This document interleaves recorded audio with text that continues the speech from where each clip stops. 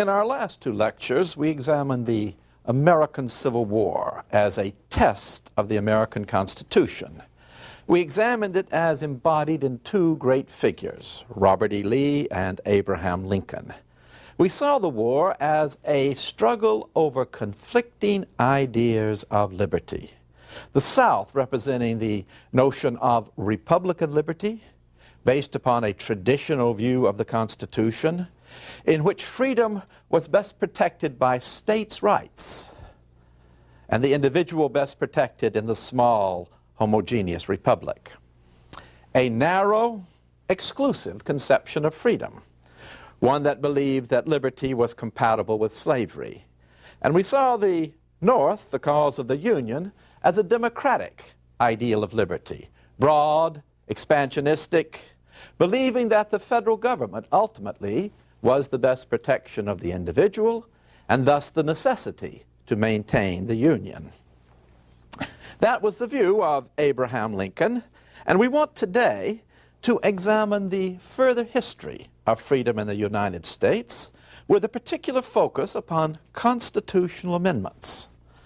We want to look at three great stages in the development of freedom in the United States: the immediate aftermath of the Civil War, the Progressive Era, and then the legacy of Franklin Roosevelt.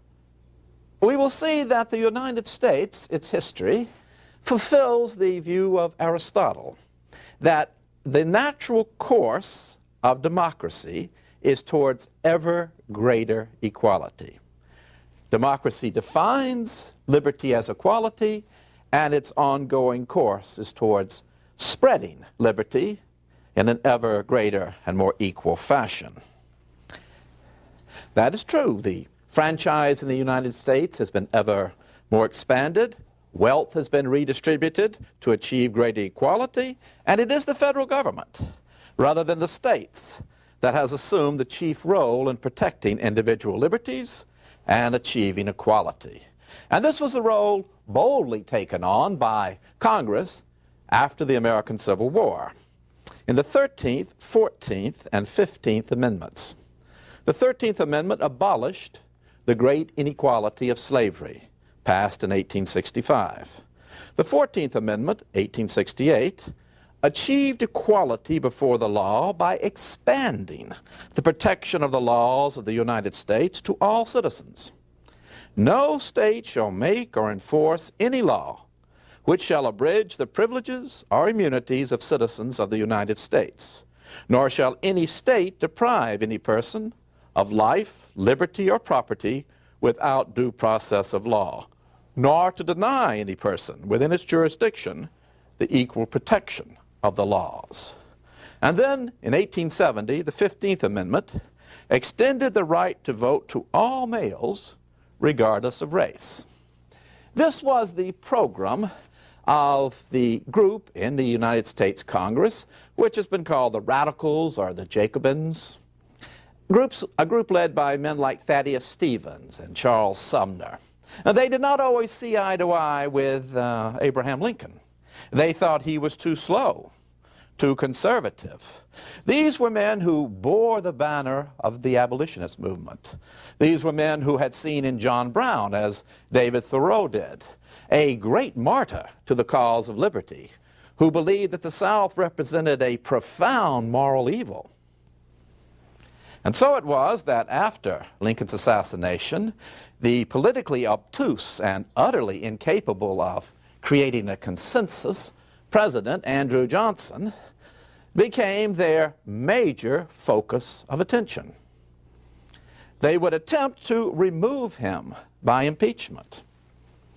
Already in January 1867, charges were brought against Andrew Johnson. Unlike the recent attempt to remove a president, President Clinton, the impeachment proceedings of 1867 and 1868 dealt with serious constitutional issues.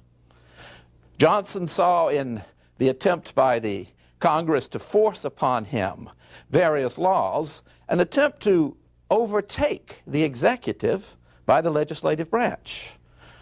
Congress passed a law by which Johnson could not remove cabinet members who had been appointed with the consent of the Senate without their approval. There was an attempt to channel all orders military by Johnson through a commander-in-chief, General Grant, stationed in Washington. That, too, seemed to Johnson to be an attempt to subject the civilian power to the power of the military. So he resisted these. He broke these laws. And he was brought up and impeached.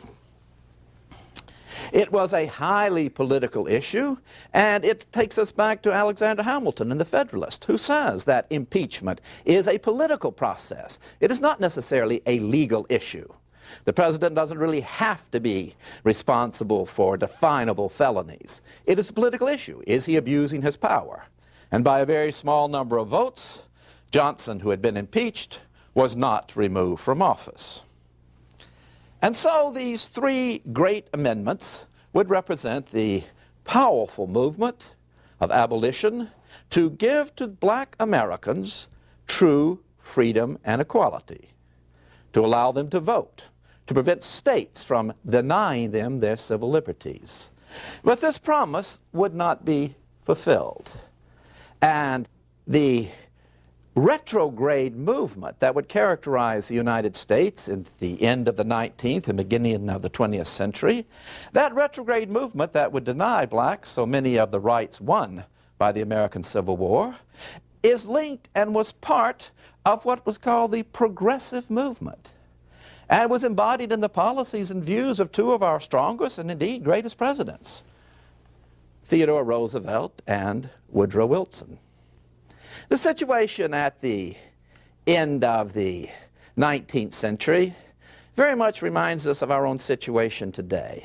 It was a time of great prosperity. It was a time of enormous wealth concentrated in a fairly small percentage of the American population, but families like the Rockefellers enjoyed a wealth that would have dazzled an Oriental potentate. It was a time of deep concern about the effectiveness of our form of government. Congress seemed to be in the hands, indeed was in the hands, of vested interest. Elections were all but openly bought and sold. Congress seemed to have reached a nadir in terms of its intellect and moral integrity. But out of that despair came new forces of progress that would lead to the election of Theodore Roosevelt and Woodrow Wilson, these progressive forces. They were forces that believed in democracy, and part of the progressive movement was a desire to have initiatives, that is to say, for the people themselves to put forth laws, to have these passed by a referendum, to have recall of elected and in some cases even appointed officials, to have the direct election of senators. And that would bring about the 17th Amendment, providing for the direct election of senators. And it would also be for a redistribution, or at least a greater equalization of wealth in the country by a progressive income tax.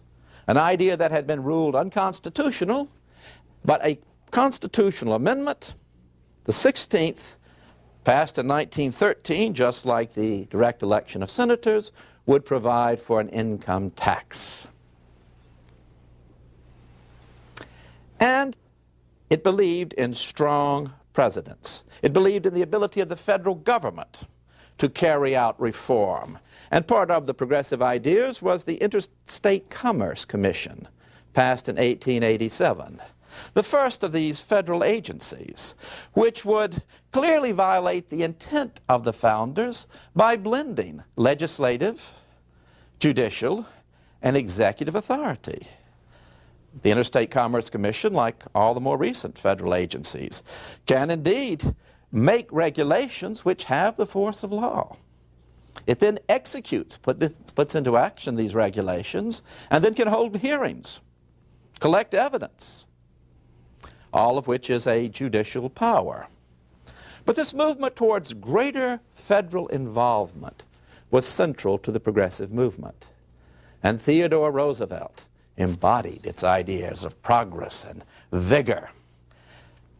Born to wealth and privilege, he was a man who was dynamic, a man who believed in conserving our natural resources, one of the most prolific authors of all the presidents, writing about history, going on safaris in Africa, living the vigorous life, as he liked to call it.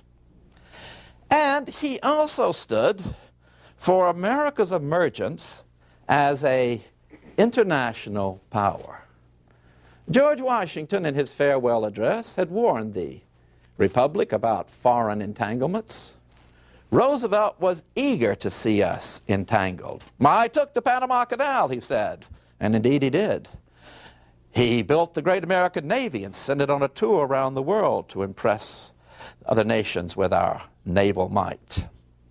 And this same vision of a vigorous president able to get things done was carried even further by Woodrow Wilson. Born in Augusta, Georgia, he grew up in the South of the Reconstruction era. He was a college teacher at Princeton, a PhD, imbued with the most recent techniques of scholarly research, bringing the knowledge of history and political science to bear upon his understanding of the presidency. It's very interesting about Wilson. His reputation at Princeton was based upon his teaching abilities. Today, all that matters is publication, but in those days, Wilson's reputation as a teacher was so nationwide that he was offered a professorship at Harvard just on the basis of his teaching. And so disturbed were the alumni of Princeton that they took up a private contribution to raise his salary to keep him at Princeton. His courses would be like a good teaching company course. He always started out by outlining what he was going to say. He then said it, and then he summarized what he had said. But he brought into it drama and pathos. And he also brought in it a concern that the American presidency was too weak. Well, it was a time when Congress played a far more dynamic role than it seems to play today. And Wilson believed that what the United States really needed was a system like the British, in which the Prime Minister actively got involved in making policy, which had not been the case for many of his predecessors except for Theodore Roosevelt. Actively making policy and transforming the American system into something more like a premiership. And Wilson carried further the ideas of the progressive movement. And he also carried further what to us is an anomaly of the progressive movement. It's racial bias. For it was indeed at the high point of the progressive movement that the Supreme Court began to enforce segregation by its decisions to argue that the 13th, 14th, and 15th Amendment meant only political equality and not social equality. And hence, a state could forbid blacks and whites to sit together on common carriers, even if these passed through a number of states. A state could establish segregated schools. And in fact, the Supreme Court went beyond denying social equality to blacks and allowed them to be denied political equality. The Supreme Court upheld decisions by states that established poll taxes,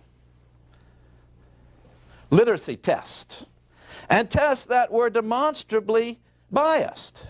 Even if a black man could read well, he would be denied the right to vote, whereas an illiterate white would be grandfathered in on the grounds that his father had served in the Confederate Army or some spurious cause like this. And so the Supreme Court became a bastion of segregation. Theodore Roosevelt said openly that the black could never be the equal of the white. And Woodrow Wilson brought with him strong racist views born out of the Reconstruction era and an admiration for the Southern cause, calling the movie The Birth of the Nation so patently biased, the finest thing he had ever seen. But he saw himself as a believer in democracy. And we must look back to Pericles, who thought slavery and liberty, slavery and democracy, to be absolutely compatible.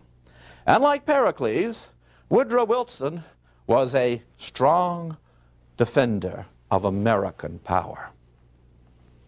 The United States should be recognized as a model to the world the same words again that Pericles had used. And so when the Great War came to Europe, Woodrow Wilson believed that the United States should be neutral in thought and in deed, but in fact understood almost from the beginning that it might be impossible to keep this country out of the war.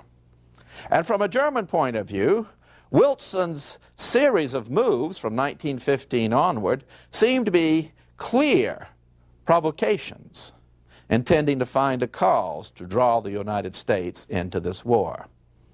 Like some Americans, his opponents in the Senate, like Senator Lodge, the Germans found in Wilson an enormous hypocrisy. A man who spoke of morality, but in fact was one of the most political and devious characters. At any rate, Wilson would find his cause aided by German stupidity, the sinking of the Lusitania, telegram to Mexico promising them the return of Texas, New Mexico, and Arizona, and Wilson would lead this great and peaceful people into a world war. It was a war which would enormously enhance the power of the president. Wilson's war powers were beyond anything exercised by Abraham Lincoln.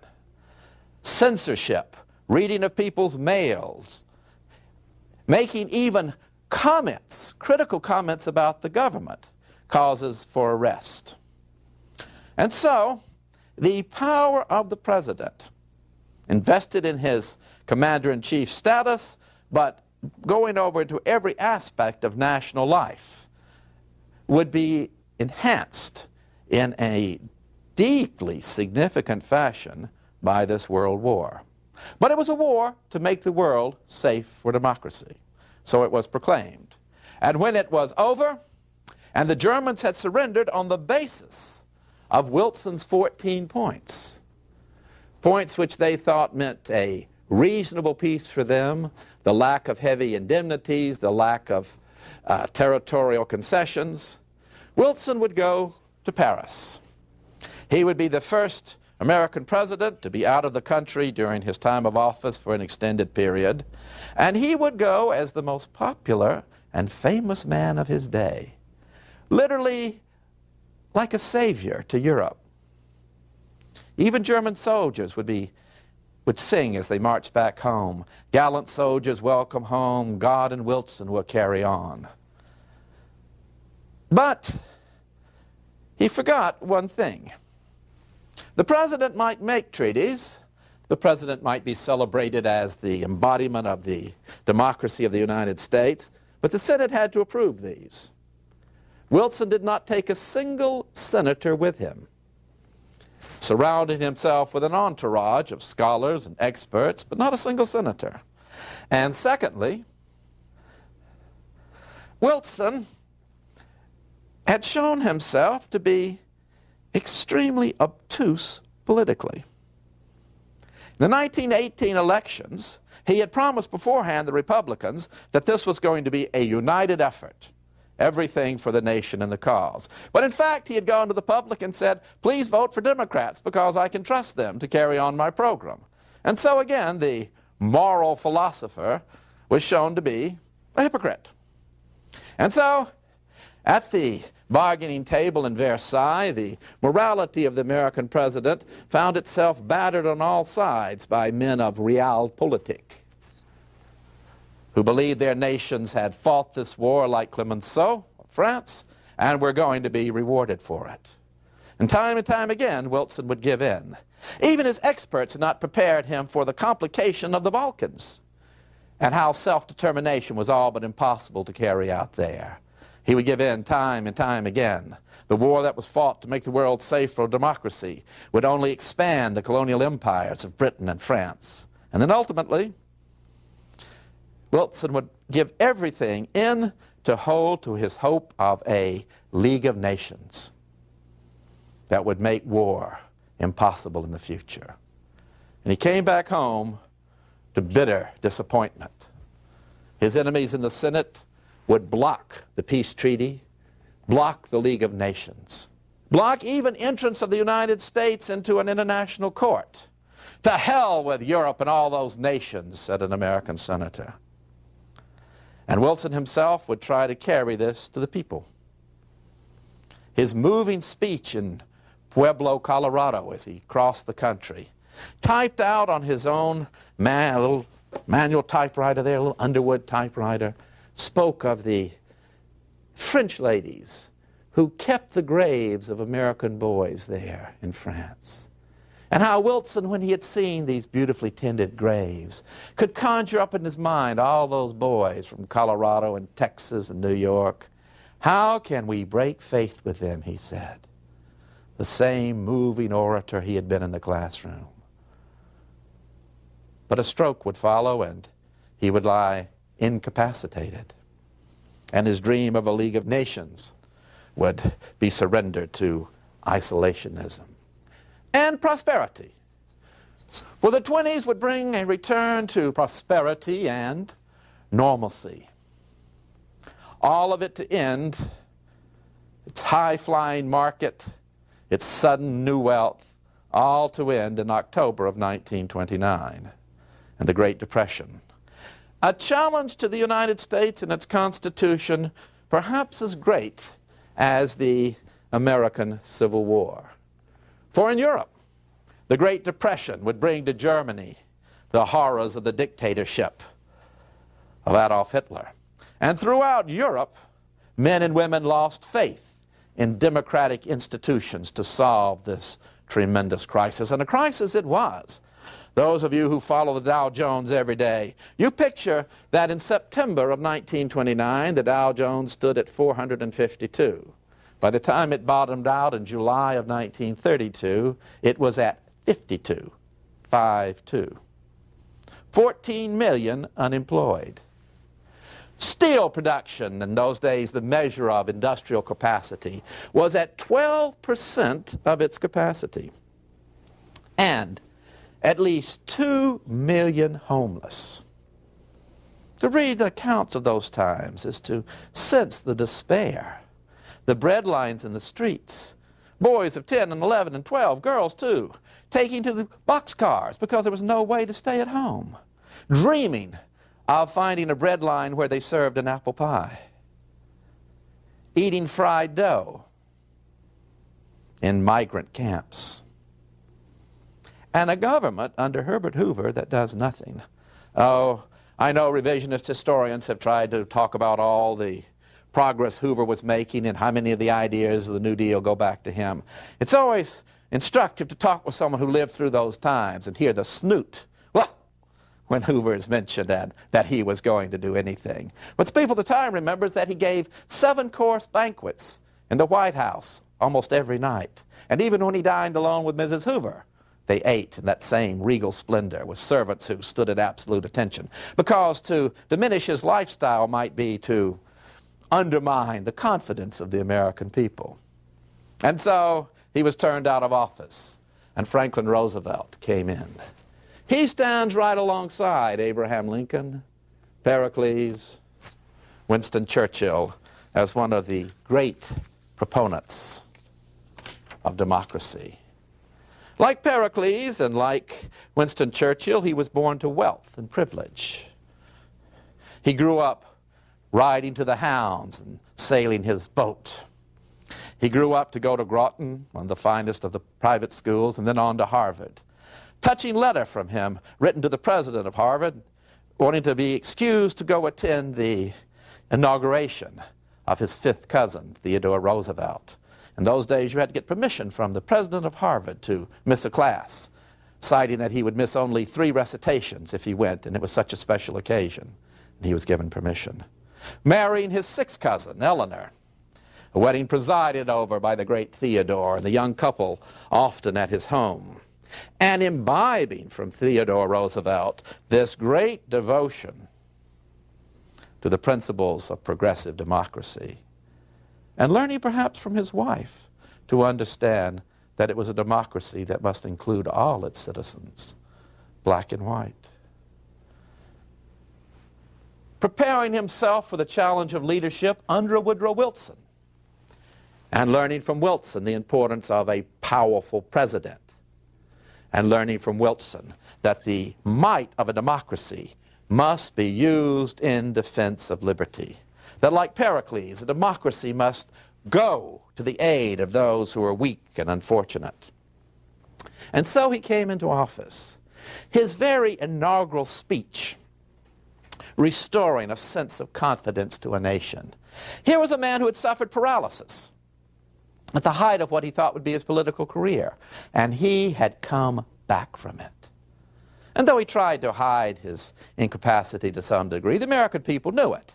They respected it, and they saw in it the promise that they could come back too. Like Churchill, he was a showman.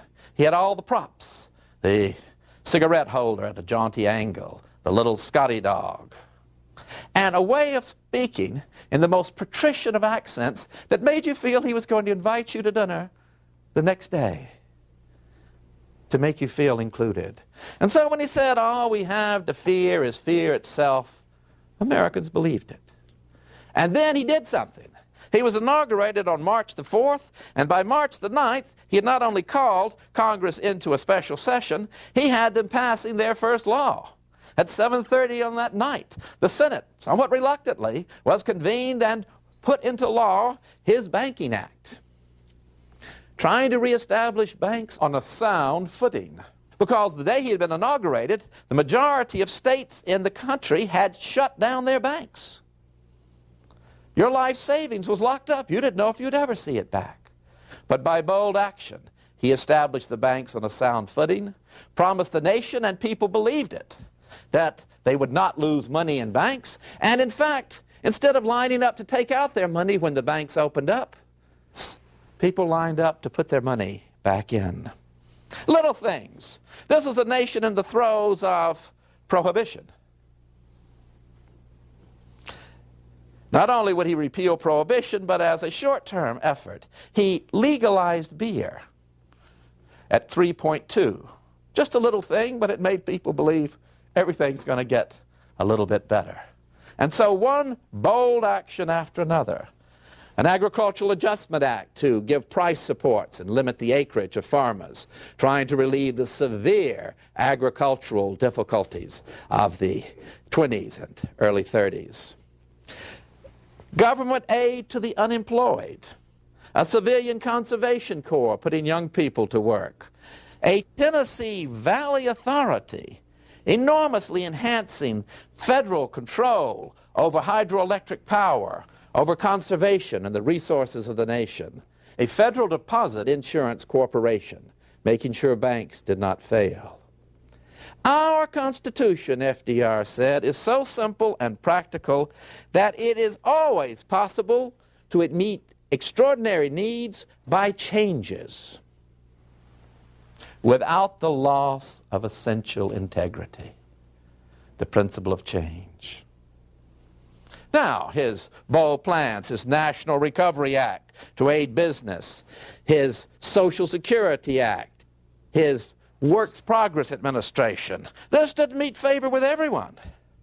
He met tremendous resistance from the Supreme Court. And on one Monday, one sad Monday, they struck down a series of his acts.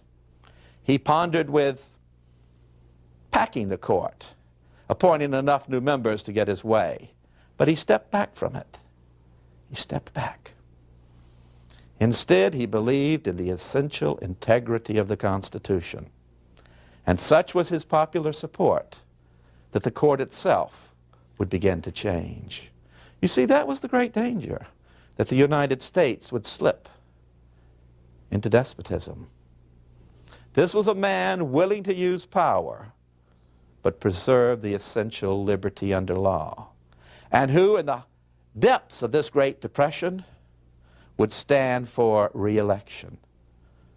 Now, some would argue that he bent the intention of the founders by standing for 3 re-elections. But that was the reflection of the will of the people. For like Woodrow Wilson, he had had to take this great and peaceful nation into a war forced upon him by the attack upon Pearl Harbor, but a war that he long knew the United States must enter, a war truly to make the world safe for democracy. And as a wartime leader as well, he would join Winston Churchill as those two great defenders against the illiberal tradition, against the tradition represented by Adolf Hitler. And that struggle, its intellectual and philosophical backgrounds and its political reality, will be the course of our next series of lectures.